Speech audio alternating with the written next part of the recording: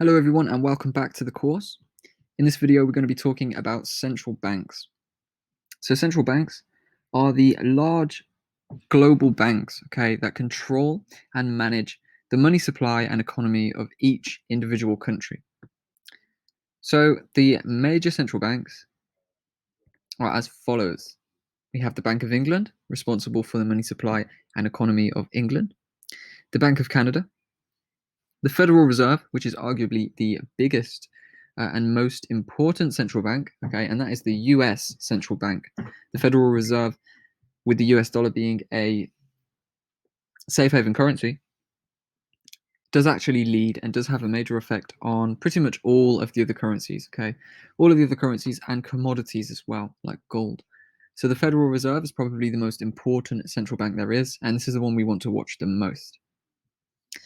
We also have the Reserve Bank of Australia, the Reserve Bank of New Zealand, the European Central Bank, and the Swiss National Bank as well. So these are the 7 central banks that we are going to be following inside of our trading, or at least the 7, that you're going to pick from to then follow in your refined strategy. So there are 2 things that we need to primarily follow from central banks. They will release economic data, which we're going to speak about in video number 3. But for now, we're focusing on the high importance data that we get from central banks, and that is interest rate decisions and monetary policy. Interest rates are decided monthly by each central bank.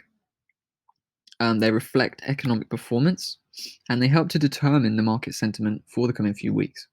And sentiment, what I mean by this is the market direction, and whether we are bullish or whether we are bearish on a specific currency, whether the bank and the economy believes things are looking good and things are going to be on the up, or on the contrary, if things are looking bad and are going to be on the down, on the decline.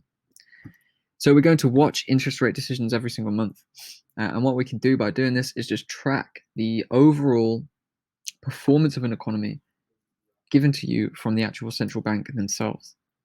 So essentially, this is how it works. A rate hike, which is where interest rates are increased, is generally hawkish, and that is another statement for bullish or positive.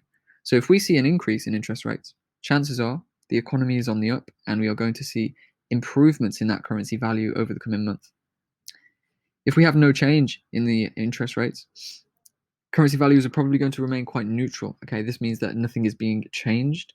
Everything is either running smooth as it is, or the central bank is just not in a position to change rates. So things will usually react quite neutral then.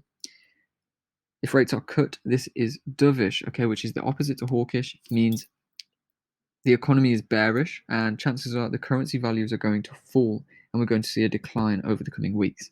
So that is how we react to interest rates. And that is something we're going to follow every single month, as mentioned. The interest rate decisions are made every 4 weeks by each of the individual central banks around the world.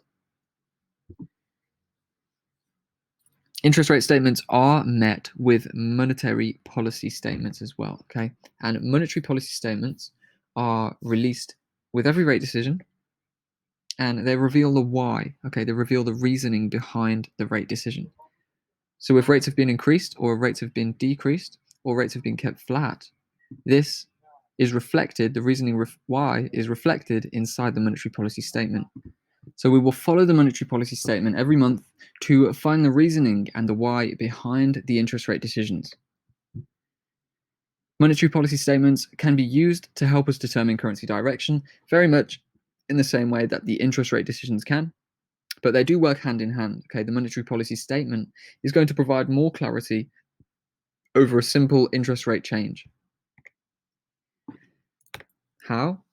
Because statements talk about the current economic stance, They consider all things, and this includes real world events, Anything going on, like, for example, Brexit for the UK, coronavirus as well, affecting all global economies. Inflation and deflation, if a country is on top of their inflation and deflation, or if they have overinflation or underinflation happening, this is also going to be reflected and spoken about in the monetary policy statement. Consumer spending is another thing we're going to talk about. Labor markets, so unemployment and employment. gross domestic product, so how much money a country is generating, and the cost of living for individuals. Okay, all these things are going to be considered inside of monetary policy statements, and all of these things can help us to gauge currency direction and gauge how an economy is performing to see where the currency is going to move in the future. So essentially, an important economic overview is pulled together in one place in this monetary policy statement, okay, and this pairs with the interest rate. We can analyze what we've read inside this monetary policy statement alongside the interest rate decision to determine where a currency is which direction a currency is likely to trend in.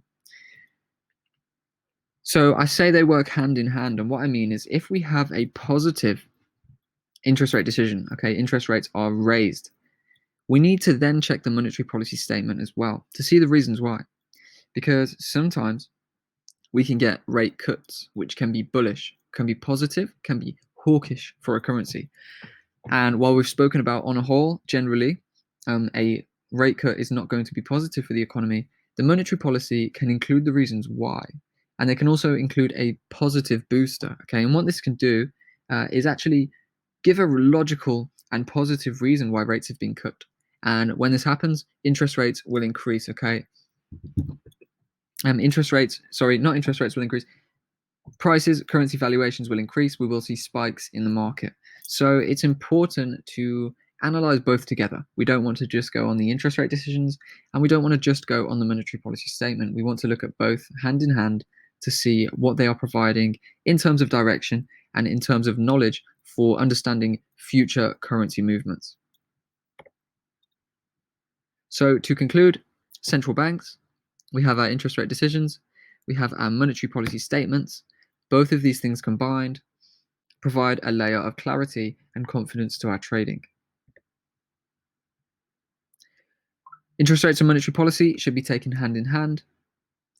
Review the interest rate decision and monetary policy every month, and then use the central bank sentiment to guide your trades for the coming few weeks and the coming month. Now, tracking all of the monetary policy statements and tracking all of the interest rate decisions can be quite a hefty task and honestly is unneeded. Later in the course, we are going to talk about refining and choosing a select amount of currency pairs and a select amount of currencies to trade. Doing this allows you to cut out a lot of the noise and instead only focus your sights on a few of the central banks, a few of the interest rate decisions, and a few of the monetary policy statements. For example, myself in my own trading, I only focus on the Great British Pound, the Bank of England, the Federal Reserve and the US dollar, and then I also focus on gold as well, okay? And we do have then other cross currencies, including the Australian dollar and the Japanese yen, but these things I will monitor when needed, okay? Overall, we just need to focus on the Federal Reserve and then the central banks closely related to the currencies that we're personally going to be trading. Cool. So that is all for that video, the central banks video. In the next video, we're going to talk about geopoliticals. So central banks, to finalize, are the most important economic factor to consider. Okay, we need to monitor that interest rate decision, and we need to monitor monetary policy. That is going to provide the basis of trend direction to then go onto the charts and trade the markets in line with the economics and the fundamental overview. The next video, geopoliticals, we're going to be talking about real world events that affect the markets and affect currency valuations. Geopoliticals can also provide quite a big part, so it's important to understand how they affect the markets, and it's important to stay up to date with the actual geopoliticals that are playing their part right now. I'll see you in the next video when we dive right into geopoliticals and build our knowledge further on the fundamental analysis and tracking the economics of the real world Forex market.